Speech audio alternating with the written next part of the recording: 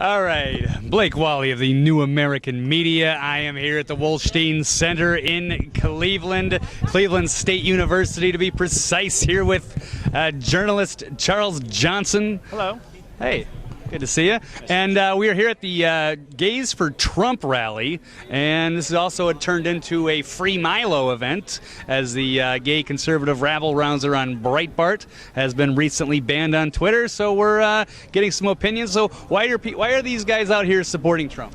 I think the issue with a lot of the gay community is that they're very worried about their safety.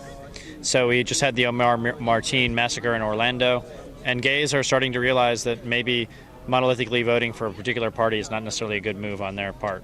And I'm happy to be here. I've always supported gay rights. When I was a kid, I was favor of it in Massachusetts, where I'm initially from. And so I wish them the best. And frankly, I just came because people invited me. They invite me to stuff, I go to it. What the hell? And there was a good open bar. Oh, that's always a bonus. So what do people out there listening to, what do they need to know about the liberal media and how they handle this? And basically nobody can go off the reservation, according to them. All gays, all minorities have to be Democrat, otherwise they basically get persecuted. We had the Daily Show out here. I guess Politico and Huffington Post was out here because they can't stand the thought of having minorities or gays as conservatives are voting for Trump.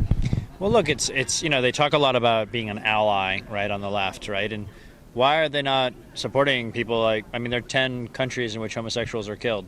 I'm against that, I think it's a pretty obvious thing to be against. Hillary takes their money. Right, Hillary takes their money, and it's a very simple thing, right? It's do you think gays have a right to exist or not?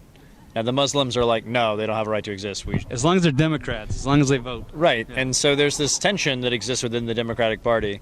And of course, some people are trying to exploit that. That's obviously what's part of what this is about. But for me, it's very simple. I've been to Orlando many times. Lots of us are starting to be targeted just because of who we are.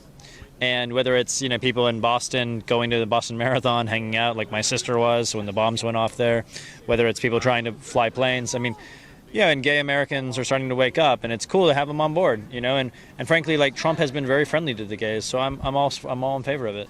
You want to say a word about censorship, Free Milo? I know you were one of the guys. I was the first guy to be censored.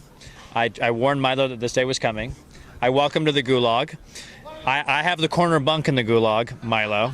You can be on bottom as you like it. And, look, Milo's a good friend. I like him very much. I wish him the best on this stuff.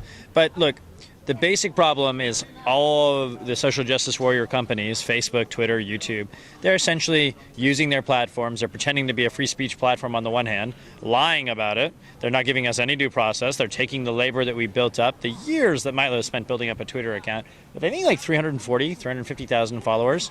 This is shameful. We would not tolerate this kind of bait and switch and fraud in any other marketplace. And so what's going to happen is people are going to sue, and I'm happy to be a part of that. I've helped Pamela Geller on her lawsuit, where she's suing. First, she has to overturn the CDA 230, which is a technical law that basically makes it so you can't sue, media properties. Okay. And so, I'm very excited about it. I think that basically censorship, for me, the most important issue in my life, the one thing I'd be more prepared to give my life for, even in the United States of America, is the freedom on the internet. It's that important. And those of us who are, new media entrepreneurs, those of us who build businesses off of it, it's very, very, very important. And so I think it's great that Milo's in the gulag, and hopefully together we can plan a jailbreak. I agree. We're in. Sounds good. Thanks so much for having me. Pleasure to meet you. You too. Take care.